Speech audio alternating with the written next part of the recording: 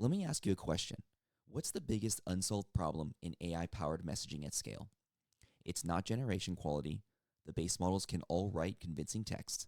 The real problem is that every AI chatbot on the market today is a teleprompter. It reads the next line, it follows a script, it has no understanding of who it's talking to, where the relationship stands, or what's the right move in this moment. Some are too aggressive and burn through customers, some are too cautious and leave money on the table, but they all share the same fundamental flaw. They don't think, they recite. We built something fundamentally different. Sidecar Chatter is not a teleprompter, it's a brain.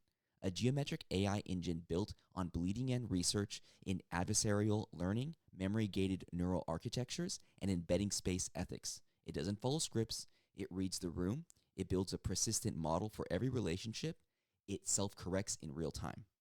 The result is a system that achieves something nobody else has.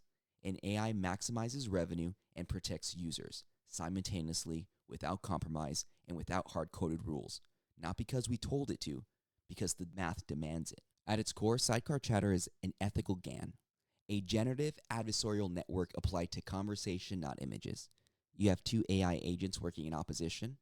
One, the architect, a large language optimized purely for engagement and revenue.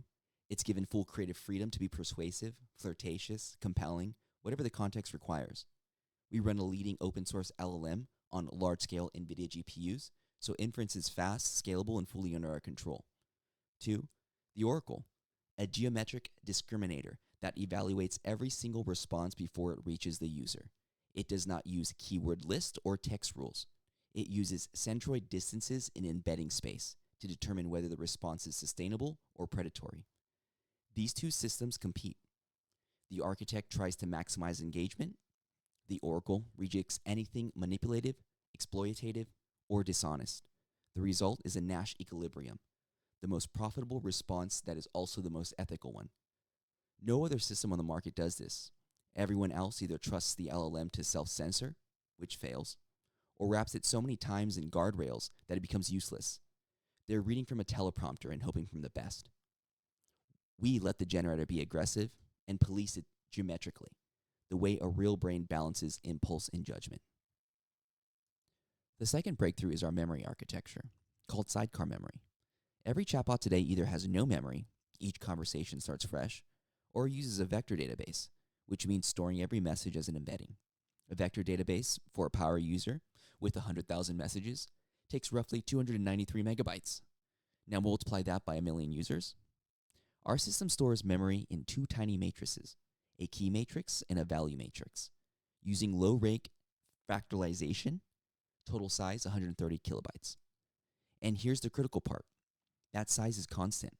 Whether the user sends 10 messages or 100,000, the memory footprint doesn't grow. But it's not just compact, it's intelligent. Every incoming message passes through a gate formula. G equals 0.30 times surprisal plus 0.15 times novelty plus 0.50 times arousal plus 0.05 times conflict. Surprisal measures how linguistically unexpected the message is. Novelty measures how different it is from what we've already stored. Arousal measures emotional intensity, not through keyword matching, but through geometric scoring model that detects desires, affections, visual requests, and even spending patterns.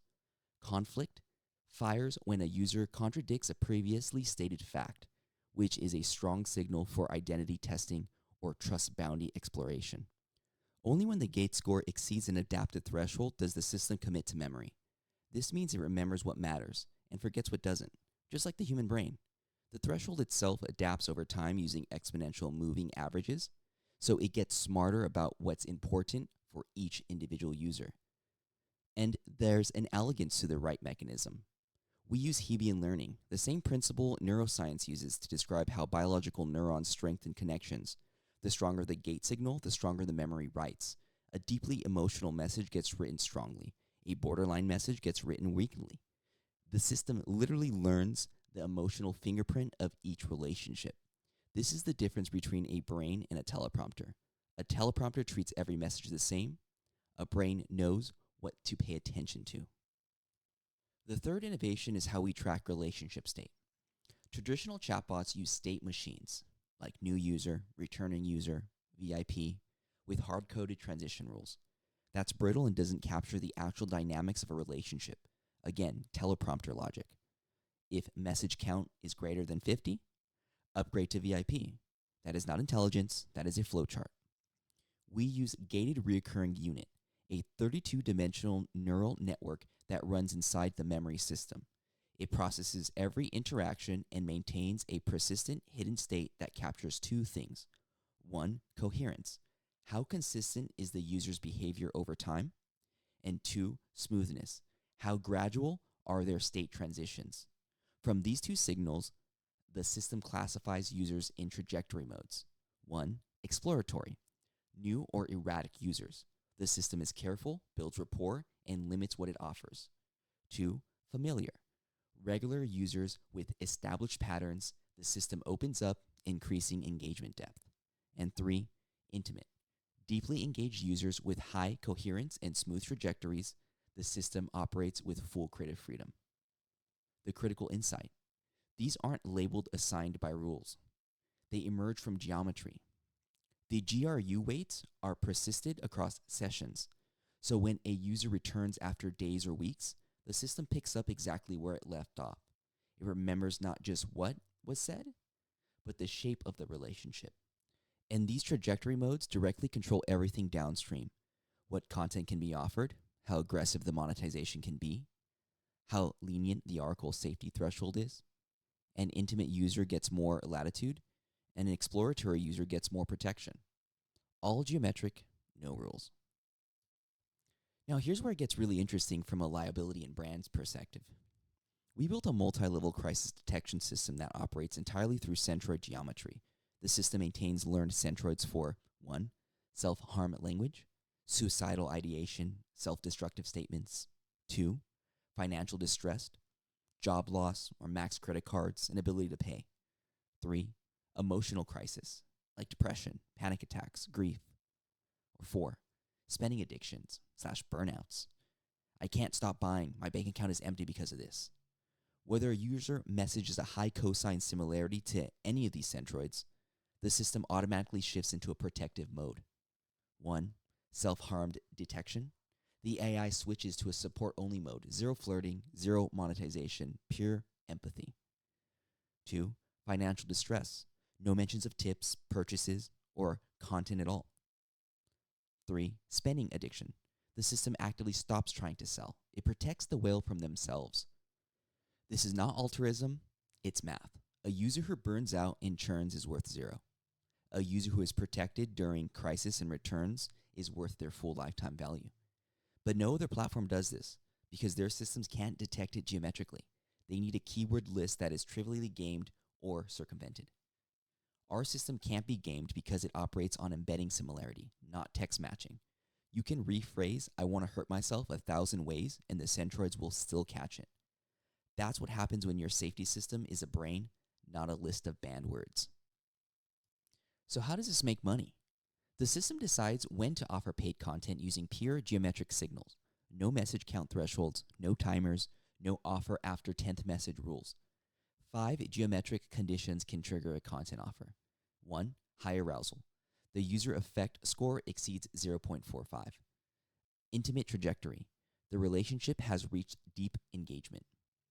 Familiar trajectory plus moderate arousal. Established users showing interest. Consistent engagement plus baseline arousal. Steady conversation with emotional undertone. And finally, explicit content request. The user directly asks for visual content, detected geometrically, not by keywords. When a trigger fires, the system selects content using semantic matching. It embeds the user's message and finds the content item with the highest cosine similarity. So when someone says, show me something sexy, they get the most contextually relevant content, not just the next item in a queue. And before an offer goes out, the Oracle evaluates it. Is the price appropriate for this trajectory mode? Is the language manipulative?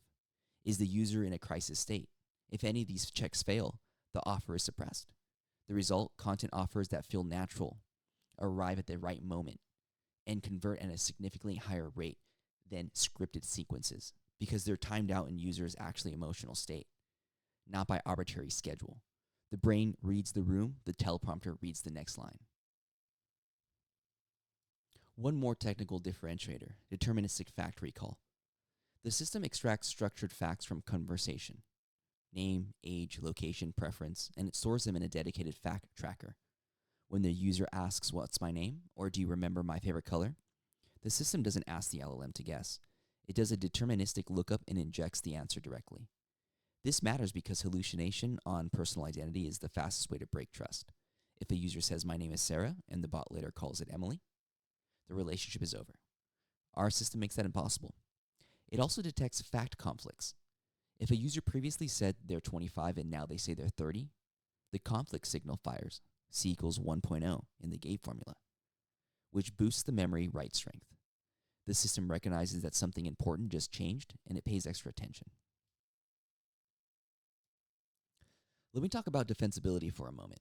This is not prompt engineering. You cannot replicate this with the system prompt, a commercial API.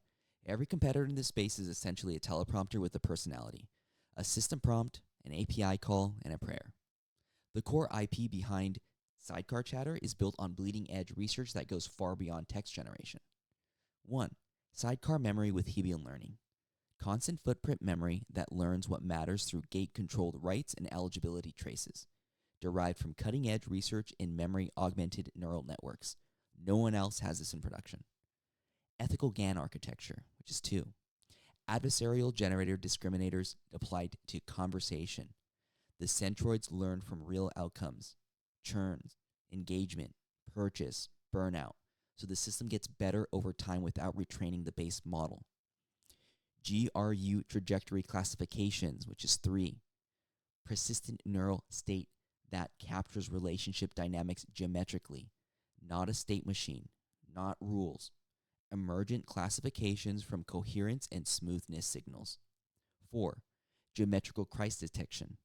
Centroid-based detection that can't be circumvented by rewording. It operates in embedding space, not text space. And 5.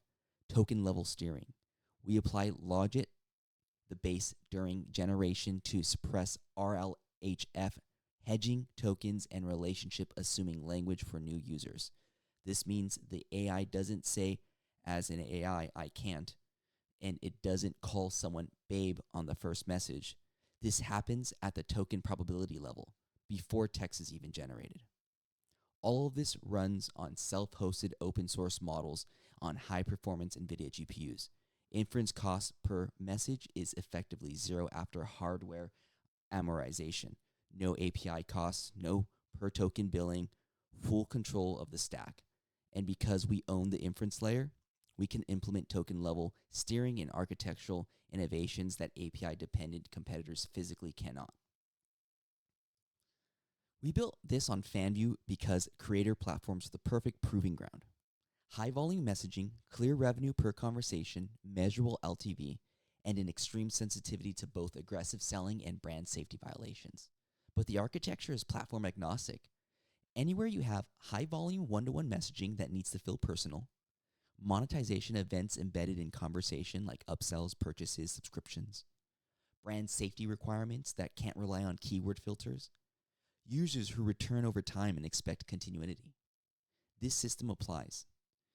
That's creator platforms like OnlyFans, FanView, Fansly. That's e-commerce, like a conversational commerce where an AI sales agent needs to read the room. That's dating apps, AI companions that need to maintain long relationships. That's customer success, renewal and upsell conversations where pushing too hard means churn. That's healthcare. Patient engagement, crisis detection is an option. It's life or death. The geometric memory system doesn't care what the content is. It cares about the shape of the relationship, and that shape is universal. We have a working system in production today. Real users, real conversations, real revenue. The technology is proven, the architecture is defensible, and the market is massive. We're looking to partner up with people, to scale infrastructure, multi-GPU deployment for coherent users, platform integrations, build connections, for OnlyFans, Fansly, and custom APIs. Enterprise scales, agencies managing hundreds of creators' accounts that need this yesterday. research for identified improvements from academic literature that will further strengthen the geometrical memory system. Every other company in this space built a teleprompter and called it AI. We built a brain. The question isn't whether AI will handle creator messaging at scale. It will. The question is whether it will do it in a way that maximizes lifetime value while protecting users. We're the only ones who solved that problem, and we solved it with math, not rules.